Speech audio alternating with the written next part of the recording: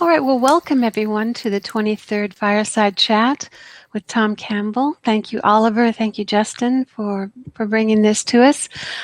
Tom, the questions today have to do with virtual reality, the future of video games, a question from a mathematician on probabilities, also with previous life experience packets and accessing alternate realities and experiences as a child accessing realities. Let's start with, I know, Tom, you said recently that you read an article, I think it was The Case for Reality, a Dr. Donald Hoffman, University of... Reality. Case Against Reality, that's it. Dr. Donald Hoffman, he's a cognitive scientist at the University of California, Irvine, has made a statement that's quite similar to yours, and it's interesting because of his field. He has stated that, what quantum mechanics tells us is that we have to question the very notion of physical things. And there are a lot of comments on that article on Facebook that I posted. I was wondering if you could expand on that and explain it a little further. Yeah, it was a very interesting article in that he came to pretty much the exact same conclusions I do about the nature of reality, although he didn't come to the big picture. He didn't see it as a reality based on a consciousness system and information system and so on. He didn't get into that sort of detail. He basically said that his study and research in neurophysiology led him to the conclusion, and he didn't really talk so much about it as a hypothesis as he did a conclusion. This is what my science told me. And he made some very bold statements, one of which I particularly like because it's, of course, the same thing that I have said over and over again for years. And that is, he was explaining it to people, he says, there is no brain. The brain is just a metaphor, just a symbol. He didn't say it's a virtual brain because he wasn't, making a connection to virtual reality. He just says that they're metaphors. They are symbols, and it's not a real thing. He said what's real is experience. That's the only thing that's real is our individual experience. And he didn't really have a model to explain how that would work or, why reality's like that or, how did it get that way?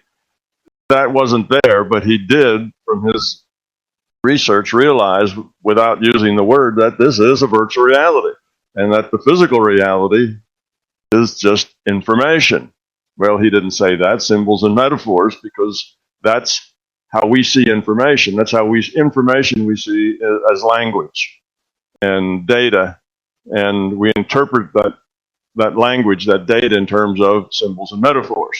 So when he said it's all just symbols and metaphors, that's a way of saying it's all just information. Although he didn't really make that connection, that's the result.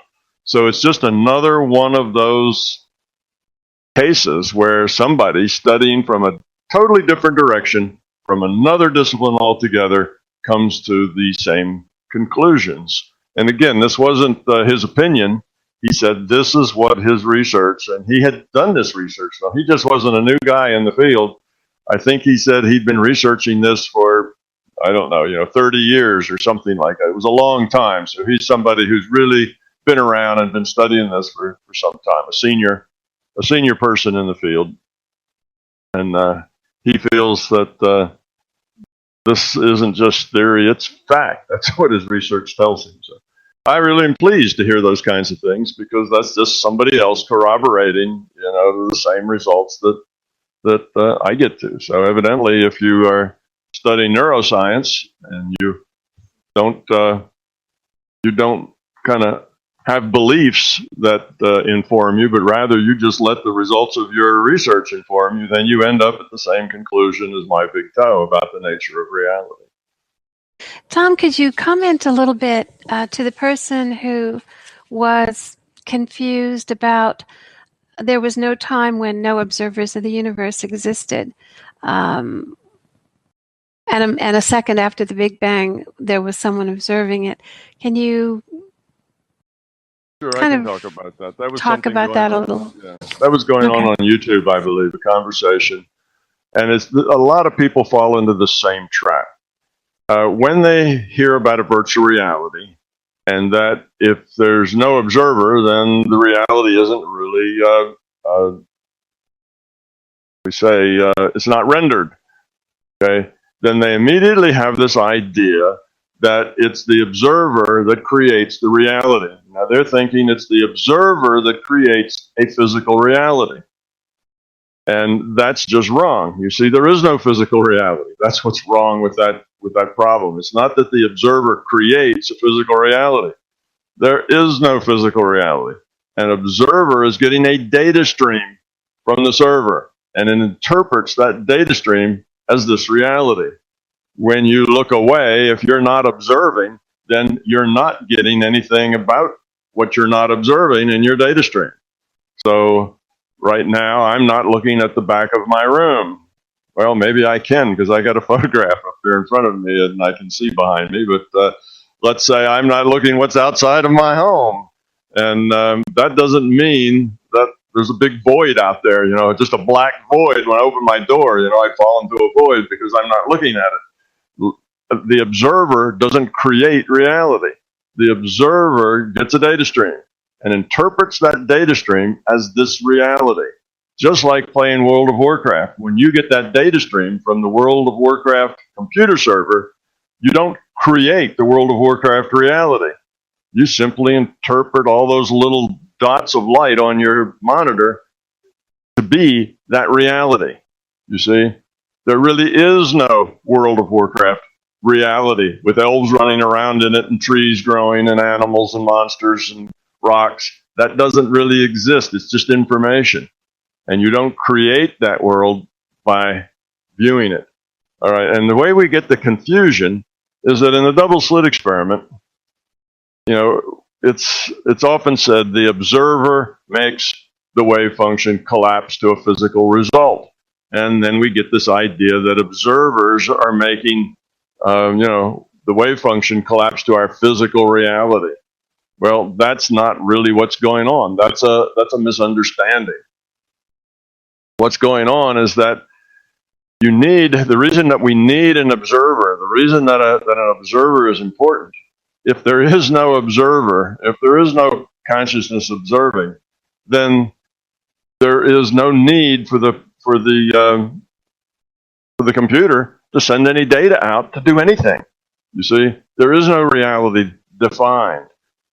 You don't have a double slit experiment unless consciousness is involved. Double slit experiments don't just, make themselves. A conscious person has to think of the experiment, has to build the equipment, has to put the equipment together, has to tune it, and has to get the results and then look at the results. If you don't have a consciousness involved, then the whole thing's not defined. The double slit experiment doesn't just define itself into existence. That's not how it works. It requires a consciousness to do it, to think of it, to implement it, and to look at the results. And when it looks at the results, it's posing a question.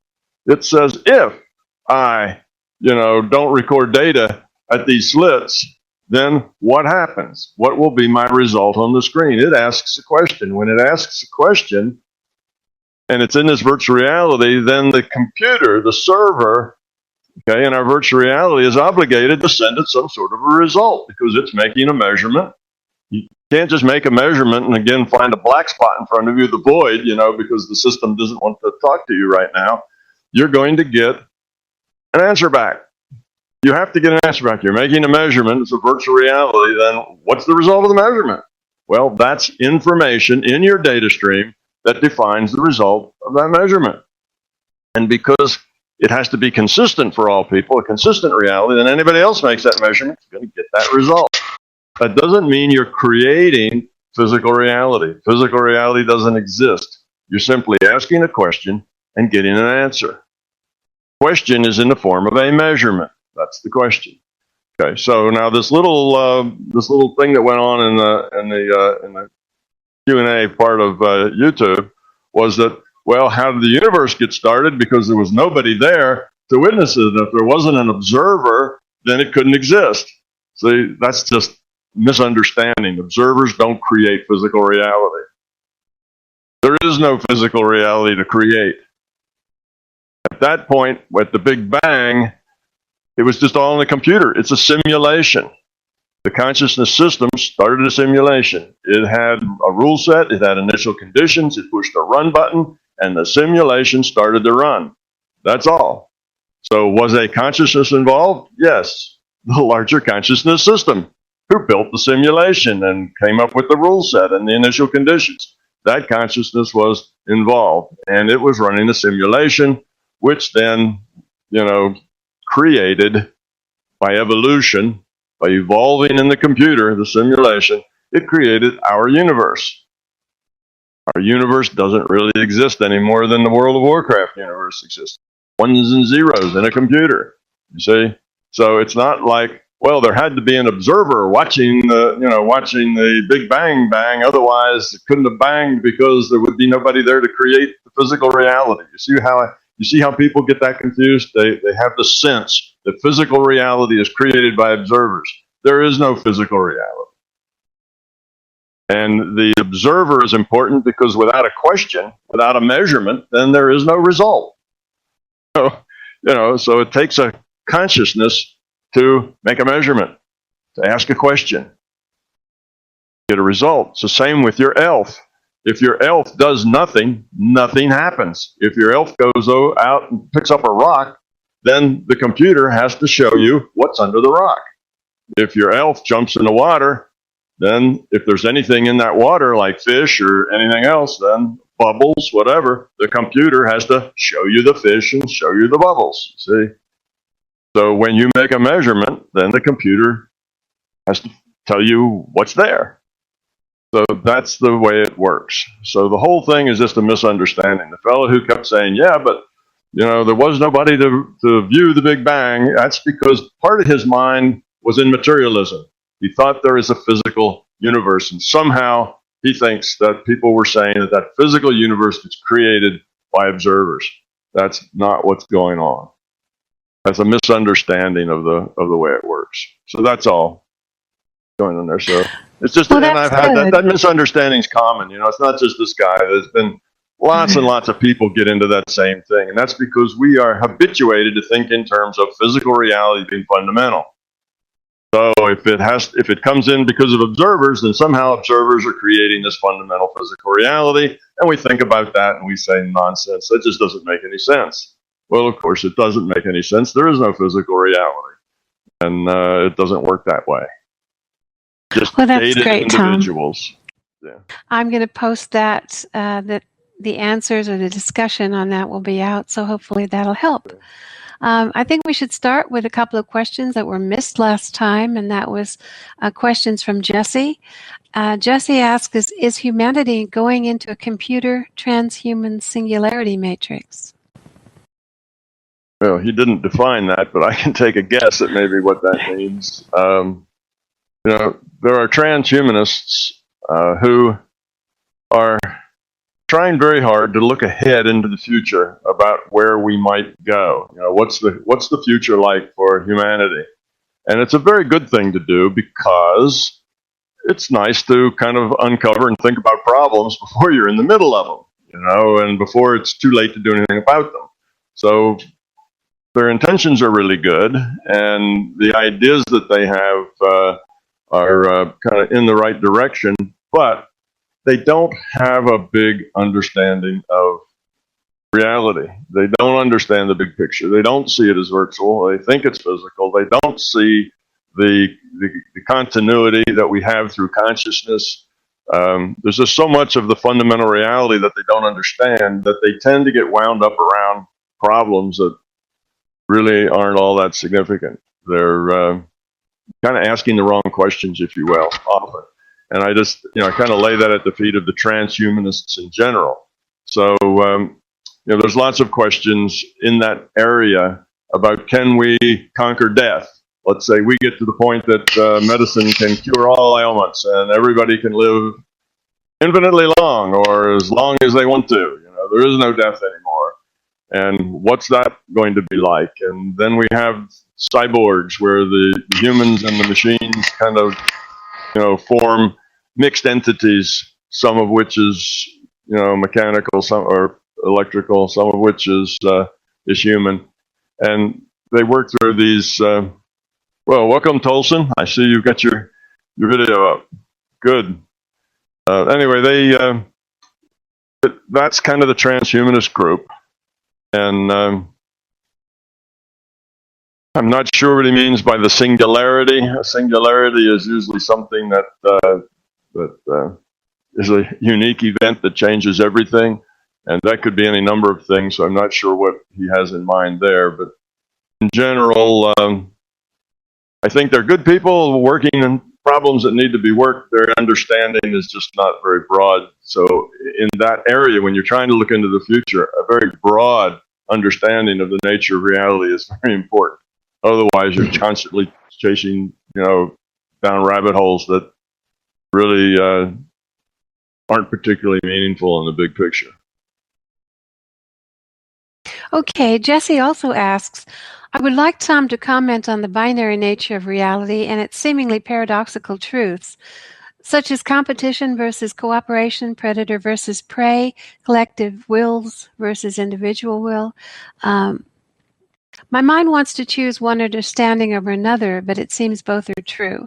Tom supports love over fear and cooperation over competition, and collective's will or collective will over an individual's. But the reality is I'm an individual and I don't often want crazy collective telling me how to live my life. I feel like I'm living in a society that is continually increasing rules and restrictions and restricting common sense and free will.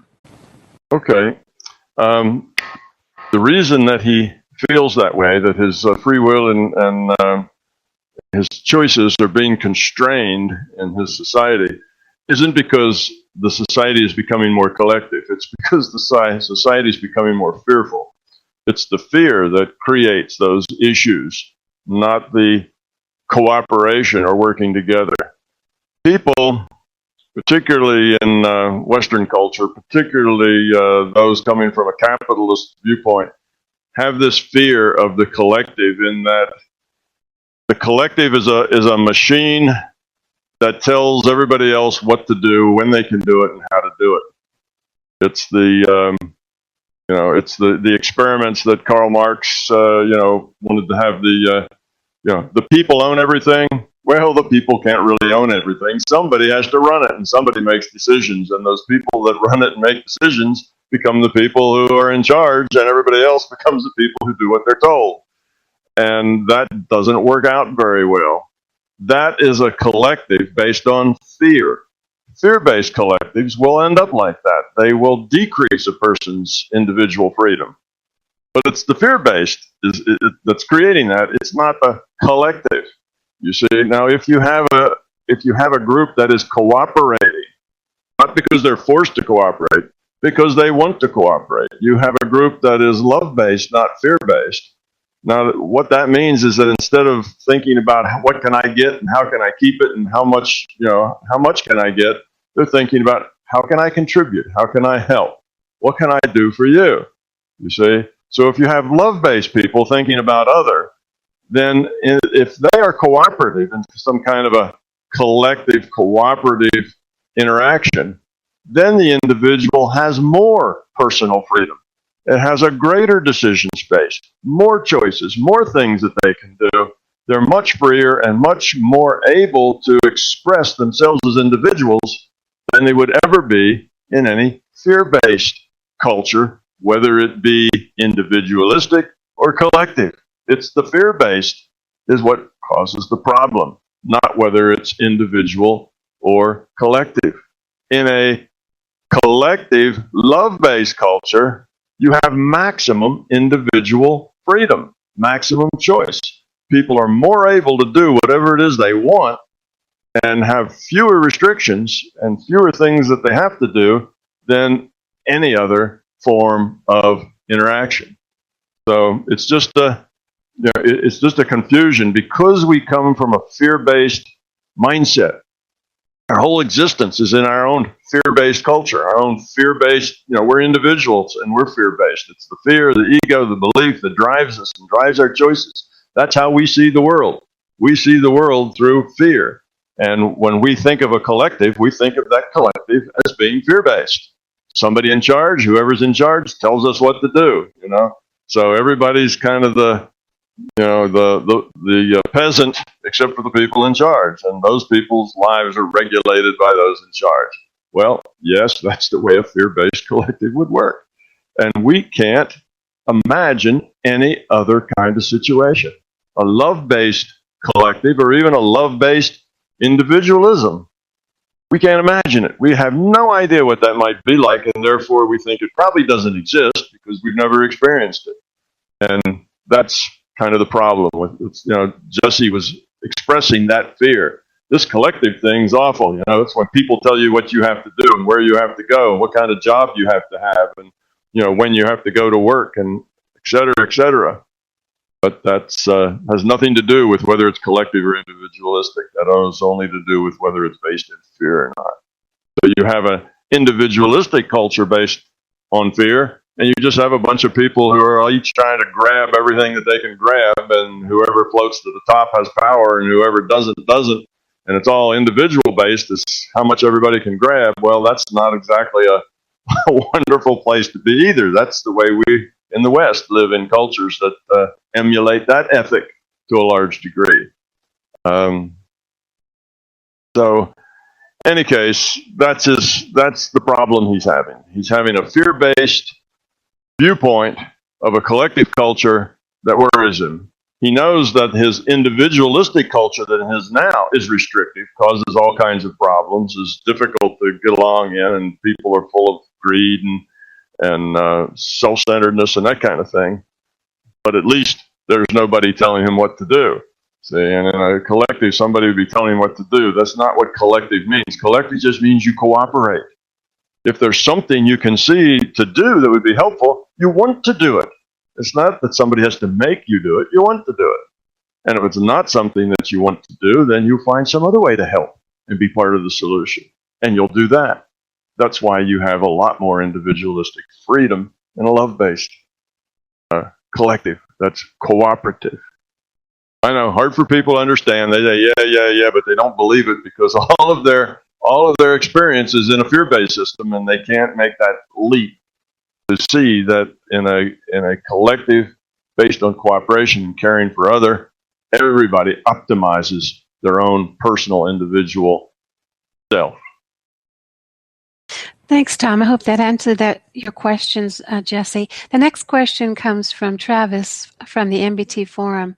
Over the next 12 months, we're going to see the release of 3 affordable and very high-quality virtual reality headsets for the home and the average consumer, fully immersed in visual, sound, some touch feedback for interaction, etc. We're stepping into a new territory of home virtual reality and augmented reality. It seems highly possible that MBT will become even more easily explained to future users of home virtual reality as people become immersed in man-made virtual reality games and programs.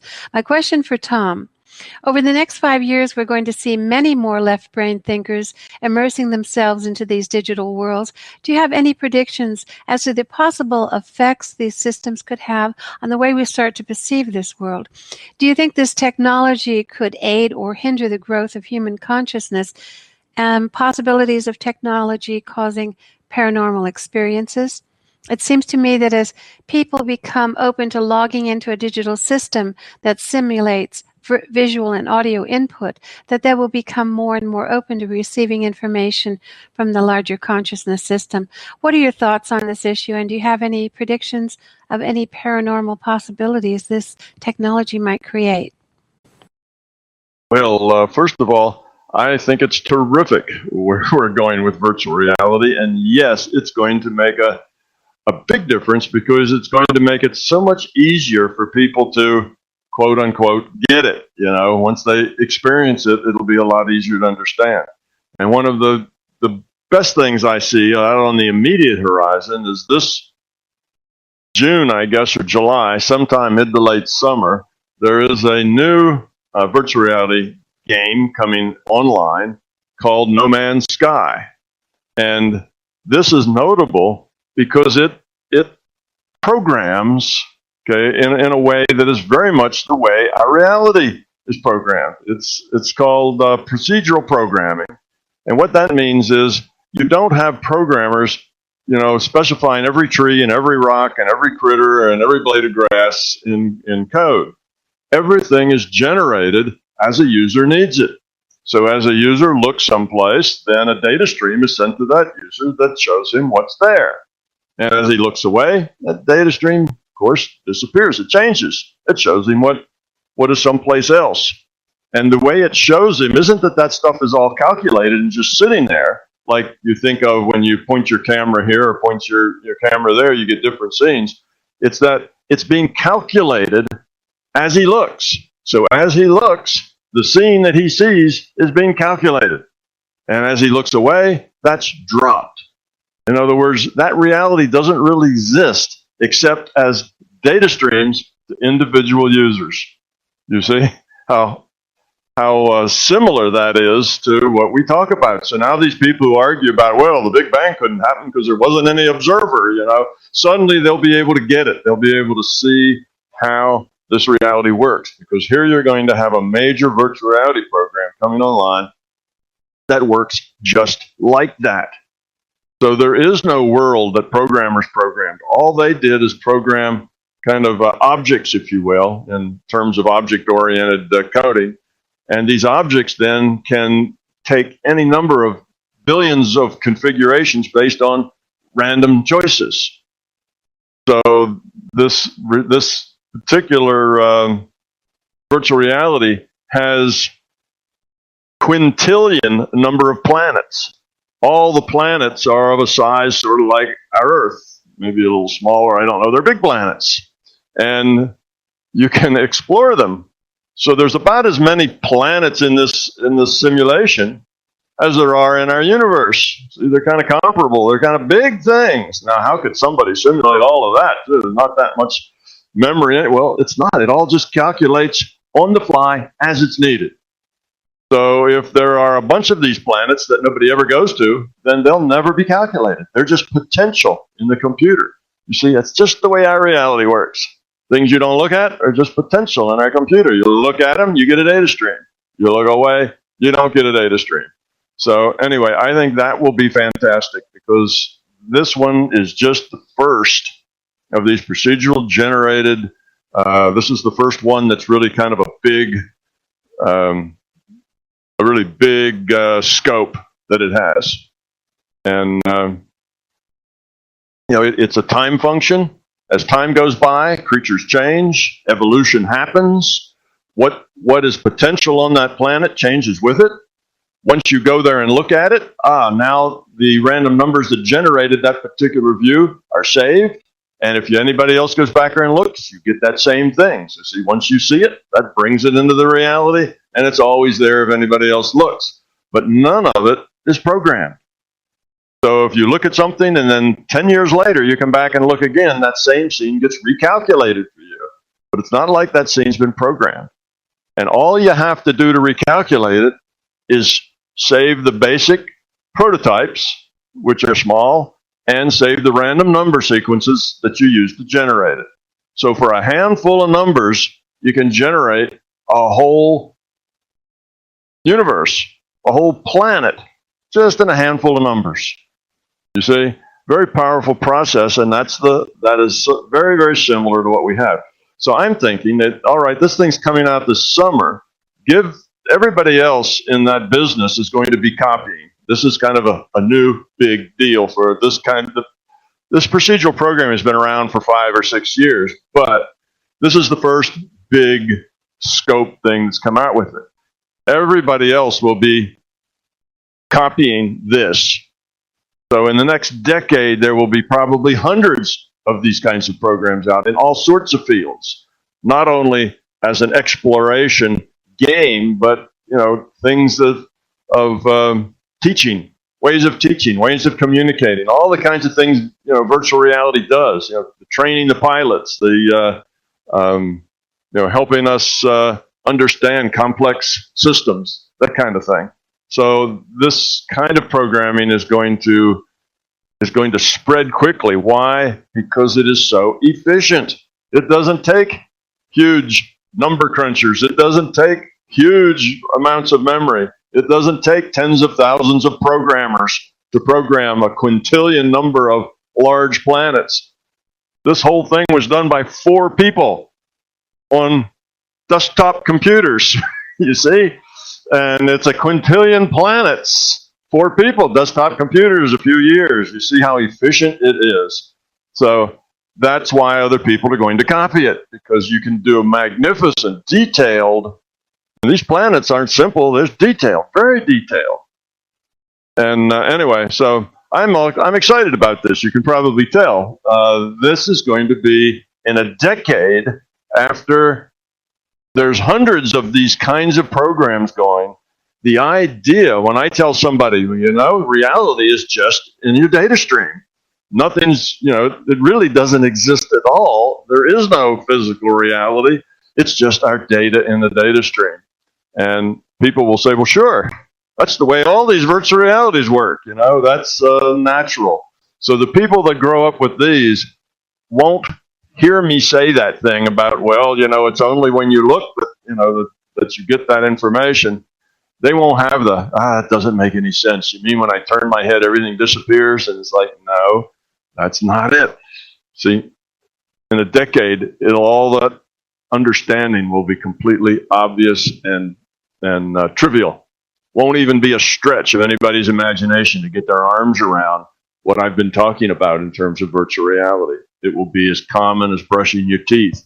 It just isn't going to be a challenge. So that means that this idea of a virtual reality is going to become easy to talk about, easy to describe, and easy to understand, particularly for the younger people coming up who will kind of cut their teeth on this kind of a reality frame. And, that's what we've been doing all along. It wasn't that the guys that invented quantum mechanics just didn't have what it took to see virtual reality. Virtual reality just wasn't a concept for them. It wasn't in their worldview. They couldn't say, oh, look, this looks like a virtual reality here, because those words, virtual reality, didn't mean anything in the 1920s. So it was just beyond their concepts. So what we're doing now is that our computing is starting to fill in the gaps to where people can more easily see what it means when we talk about virtual reality and how efficient it is and how really easy it is to compute. It doesn't take zillions of terabytes of memory and teams and teams of programmers, and that's kind of the old method that's going away. Too expensive, costs too much, takes too long. There are newer ways to get things that are much, much better. They're much cheaper and simpler and faster, and they're starting to look more and more like the way the larger consciousness system does this reality. Why is that? Because our reality has been evolved to be efficient. Evolution makes things efficient. Things evolve to be efficient within their environment. Well, if it's a computing environment, then they evolve to be faster, less memory, more efficient. So as we do the same thing, then we're going to end up looking very much like the larger conscious system, the way we do things, because efficient in computing is the same all over. So if us doing virtual realities gets more and more efficient, we're going to look more and more like the larger conscious system in the way that works. So I'm seeing in a decade what takes me, hours and hours to try to tell people, and most of them walk away without really getting it anyway, is going to be a trivial thing. That'll all be done. People will come in the room already understanding how virtual reality works. And the idea that we're living in virtual reality will be an easy sell. It's not going to be, well, that's the dumbest idea I ever heard. That's impossible. Look, see, this hard stuff here, I can't be a virtual reality. And they will be able to understand. So yes, I'm enthusiastic about what computer science is bringing to us, because it's just going to make everything that I've been saying for the last 15 years seem obvious and understandable, a lot more obvious and understandable. So yay team. I think that's great. But, you know, it was inevitable to work out this way because as we get more efficient, we approximate, you know, the efficient way to do business. So they're going to start, you know, our systems and their systems are going to start looking more similar to each other. And we finally taking big steps in that direction. Now, what this has to do with people having paranormal experiences, the only connection there is once people see a bigger picture and can understand it kind of intuitively, rather than they hear the words but can't really intuitively get their arms around it. They can't really get it down at a being level because it's just too far outside of what they know in their reality. You see, once people kind of accept this bigger reality, then they can accept things that are strange, that aren't physical, that are informational. Suddenly, that's not like an impossible thing anymore. So once that becomes not that big a deal, it's not one of those crazy things that, you know, only people who are, you know, have weak minds, you know, ever experience. It's going to be something that's much more natural. And at that case, yes, there'll be a whole lot more experiences of the non-physical because there'll be a lot more acceptance of those kinds of experiences. And there'll be a lot more understanding about how those experiences might come about. So I think we are in the next decade going to begin to shake off this love affair with materialism. I think between science telling us, you know, materialism doesn't work anymore, and the computer folks showing us what virtual reality looks like, that this vice that materialism has us in, we can't think any other way. Whether we call ourselves materialists or not, we're inculcated with beliefs that are materialist-based because that's our culture. I see that starting to dissipate over even just the next decade. Major changes are coming in that era. So that gives me hope that it might not take another 1,000 years before we get these ideas out there and understood. You know, maybe it'll only be decades, because I'm seeing that right ahead of us is some major help for me in trying to have this make sense to other people. I probably overkilled that, but I'm kind of excited about it because it's really going to help out a lot. Someone had a question or a comment that they would like to make on this topic. Yeah, I was just going to, because you're on this topic and on the topic of people starting to become familiar and acquainted with the idea that reality is virtual. I came across this book the other day, a couple months ago on Amazon. And Tom, you may be aware of it, but it's called The Universe is Virtual. And Alexander Marchand, I think is how you pronounce it, wrote it. Mm-hmm. But it's nonfiction, obviously, but it's a graphic book, and it's got illustrations, and it's even got a little picture of you next to Brian Whitworth in there somewhere. Yeah, that guy got in touch with me about a year ago, and he said, I'm doing a comic book, and his motivation was coming from, I think, A Course in Miracles was his introduction into larger reality. But he got interested in myself and what Brian said and whatever, so he kind of enlarged his ideas up front and does his Course in Miracles stuff in kind of the last couple of chapters. But yeah, he sent me a copy of that before he published it. It's terrific, yeah, and asked me if what he said was okay. You know, does anything I needed to change? So I told him it was all just great. Yeah, what did you think of it, Justin? I think it's great because it's really accessible because of all the pictures, basically. It makes it easy to approach the idea, and he uses a lot of the examples that you're using about video games, and just makes the topic accessible for someone like my 16-year-old daughter who may pick it up and be interested in it. So I thought he did a great job. And I was excited to come across it on Amazon. When I saw it, I thought, wow, this is someone did this. This is great. Yeah, it's a good idea. Yeah, taking these ideas that are very difficult to communicate and reducing them to a comic book kind of format where there's pictures and then just a small number of words. And he did a very good job, I thought. That's a hard thing to do, but he did a pretty credible job with it. Yeah, it's a good book, so people should check it out if they're interested. Yeah, show the cover again so people will know what look. Let's give the guy a little advertisement here. So it's called The Universe is Virtual, and it's by Alexander Marchand. It's Marchand. And that's what the cover looks like right there. Yeah. Yeah, good thing to help the youngsters kind of get into the ideas. Yeah, definitely. Well, that was great, Justin and Tom. I think you answered Travis's question well, and you also touched on the question of paranormal abilities being more understandable.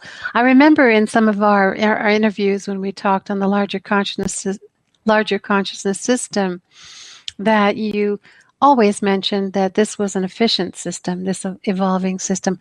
I wonder if this kind of concept that's coming about with this, the way you describe the procedural programming, I wonder if that really naturally kind of shoots down the many worlds theory in a way. Oh, well, yes, it does. You know, the many worlds theory is basically came about because physicists had their backs against the wall. They looked at quantum mechanics and said that, this material thing just doesn't work anymore. We have reality has to do with consciousness and choice. And because they're scientists, they have a vested interest in predestination. Okay, because you can't have free will and free choice, you see, and still be able to calculate everything. That gets in the way. Physicists would like to believe that if they had the position, the velocity, and the characteristics of every particle in the universe, from then on, just because they know the physics of how all these particles interrelate, they could predict everything that could possibly happen or that would happen in the future. So everything's predictable. See, that doesn't leave any room for free choice or free will. You have to have a deterministic science. Science is deterministic. Tell me the initial conditions, I'll tell you the result. Right? You drop the ball from the tower, I'll tell you when it hits the ground. I'll tell you how fast it's going. I will predict the future based on knowing the present and all the initial conditions, like how fast was that ball moving when you let it go, or that sort of thing. How fast were you moving when you let it go? So that's the way science works. It wants to be deterministic. It computes answers given the data. And the fact that, I know the beginning, but it doesn't necessarily have to end up that way because somebody could make a choice and change everything. Then that kind of gets in their way and says that there's other forces involved besides the natural material forces. Oh no, you see, that's a problem. Who is that other thing? That's consciousness. Is it God playing with his pet people? What is that? But anyway, it goes places that scientists don't want to go. So they need to be deterministic, yet they realized that choice measurement had something to do with what's created in the world. So with that back against that wall between quantum mechanics and being deterministic, because quantum mechanics isn't deterministic, it's probabilistic. Well, they only had one way out, and that is that every time something changes here and a choice is made, a new universe gets created. That's the many worlds theory. Okay, so something happens here, and there's that universe in which that happened, and another universe where that didn't happen. Right? I raised my right hand, and there's some universe where I didn't raise my right hand. So every time anything happens, another whole universe has to be generated. Now, talk about the opposite of being efficient. That is inefficient, to a degree that's, insane to the 10th power. That is just silly. So every time an electron flips from spin up to spin down, a whole new universe. Now let's count the number of electrons we have here in this universe and see that every one of them flips a spin, we get a whole new universe. You see where that goes. It doesn't go anywhere very reasonable. So though that is theoretically possible that we have many worlds, and you hear that called parallel universes, though that's theoretically possible, it just doesn't make any sense at all. And it totally fails the Occam's razor of, the most likely fundamental solution is the one that is most elegant and simplest. And of course, creating universes by the gazillion, every second is not exactly simple and elegant. That's a brute force approach. But if you're a physicist and your reality must be deterministic, because that's the way physicists think, and the quantum mechanics says that choice has effect on what gets materialized here, or what our reality has to do with the choices that we make, then you're up against the wall. That's the only way out, is multiple universes.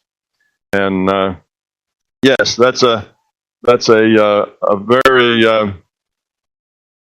impractical way to solve a problem, when a virtual reality can solve it with, like I say, 4 guys and a couple of desktops, right? The whole universe, quintillions of planets. You say it's just efficient. Now, if those guys, every time something in their world changed, they had to create another whole game, that would be ridiculous. It just doesn't work. So the many worlds theory, though theoretically valid, it's practically just doesn't make any sense.